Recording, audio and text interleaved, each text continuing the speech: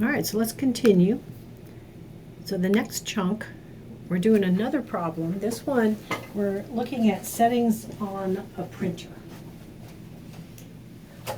So it's like the printer has all these different switches for different options. They can be on or off, and it says there's 4 on-off switches. Let's go ahead and say that 1 would equal being on and a 0 would equal being off. So I don't have to write the word on and off.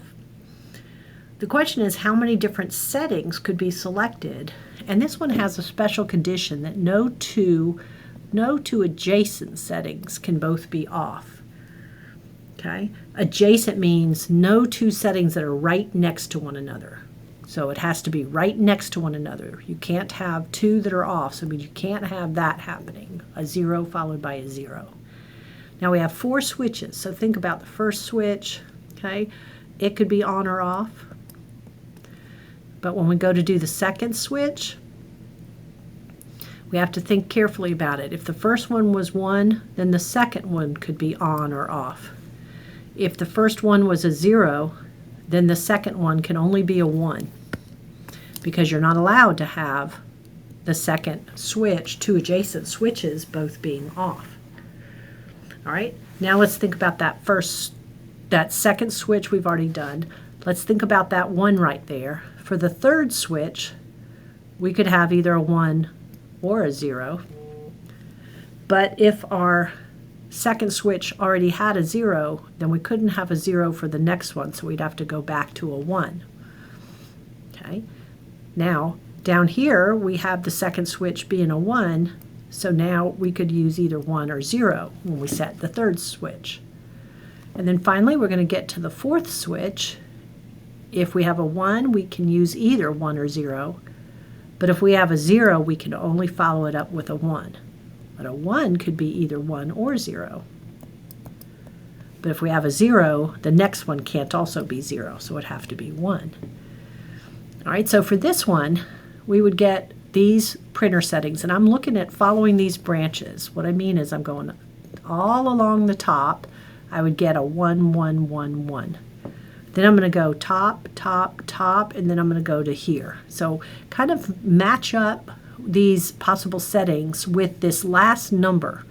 So this one goes for following all the top branches. And then the one that wound up being a 0 there would have been a 1, 1, 1, 0. Then I would have had a 1, 1, 0, 1. That's this guy. Okay, now this one would be a 1, then a 0, then 1, 1. This one is 1, 0, 1, 0. Okay, now I've got a 0, then 1, 1, 1. Here I've got a 0, 1, 1, 0, and here I've got a 0, 1, 0, 1. And so I wind up seeing that on that one there are 8 ways I could have done it. 8 different settings. Okay. All right, so we've been using these tree diagrams sometimes to help us, and when we're looking at these tree diagrams, I want you to think about if they had not wanted me to list the ways, but just really wanted how many ways, I might have been able to come up with how many without doing the tree diagram. All right, so I want to back up a little bit. So like notice on this one, when we did that, where is it? That tree diagram right there on number 7. Did you notice how we were trying to create a 3-digit number? So we had 3 choices for the first digit, and 3 choices for the second digit, and 3 choices for the third. And notice that if I multiplied those, that would have given me 27. Okay, so that'd be pretty cool if I needed how many, if I didn't really have to draw the tree and could just think that I had 3 possibilities for the first digit, for the second digit, and for the third, and then multiply those, that would give me 27. Notice in our tree, we had 3 branches there, 3 branches coming off each of those numbers, and then there would be 3 branches coming off each of those numbers. And that 3 times 3 times 3 would tell me at the end if I counted up all the numbers there at the end, I would have had 27. All right, let's try it on this one. See how I have 3 branches there. So for the first digit, there were 3 possibilities. But when I went to do the second digit, see how there's only 2 branches off of each of those? So there's 2 possibilities for the second digit. And then there's just 1 branch off of each of those. You see that? So there's 1 possibility for the third digit. And then that 3 times 2 times 1 would equal 6. So I could think 3 possibilities for the first, but then only 2 for the second, only 1 for the third, and that would give me 6. Okay. All right, let's try this one. We were using 0, 1, and 2. We're trying to create 3-digit numbers again, but this time there were only 2 possibilities for the first digit, but then there were 3 for the second and 3 for the third. I only had 2 for the first digit because I couldn't have a 0 in that first spot. But then I was allowed to repeat digits, and a 0 would have been okay on those. So I wound up with 2 times 3 times 3, which is 6 times 3, which it gives me the 18 different numbers. So that's a nice shortcut if all I need is how many of something and not what they actually are. Okay, but here's the thing. It doesn't work so well on this case. And the reason it doesn't work well is here, there's a different number of branches than there is here. So when you make your second setting, sometimes there's 2 possibilities, sometimes there's only 1. Okay, and same thing here for the third setting. Sometimes there's 2 branches, but sometimes there's only 1. Okay, and so there's no real good shortcut for that. I would have to kind of think through my list of possibilities, maybe doing a tree to help me get them. There's no shortcut on that one. Okay, so I just want to comment that the difference is this tree diagram is not uniform because there's not the same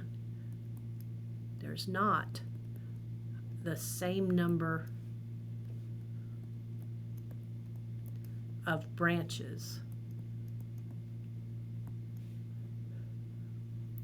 Okay, here, or here, or here, okay? These others are considered uniform. Even though we have 2 for the first one, it's still uniform because when we make our second choice, we have 3 options for either one. And when we make our third choice, all of these would have 3 branches no matter what. Okay, all of them would have been the same, would have been 3 branches. And so that one is uniform, which would allow us to do that shortcut. This one's uniform. We got 3 branches there. And this is just 2, but what makes it uniform is it's 2 every time for every selection. Every time I try to pick my second digit, I have 2 options. And then every time I try to pick my third digit, I have 1 option. That's what makes it uniform. And therefore, I could use that shortcut. Okay? So, if we did have, if we just needed the number of possibilities and not the list of possibilities, if we had a uniform tree diagram, then we could just multiply the number of options for task 1 by the number of possibilities, number of options for task 2,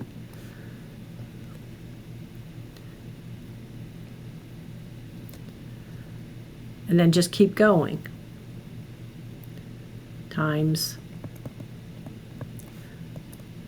the number for task 3, etc. Okay? We could have just done how many can I do for this first task times How many options do I have for the second task times how many for the third task, and so on, if the situation was uniform. Okay? All right, let's finish this up by looking at these password problems. I think I'll do them in another video.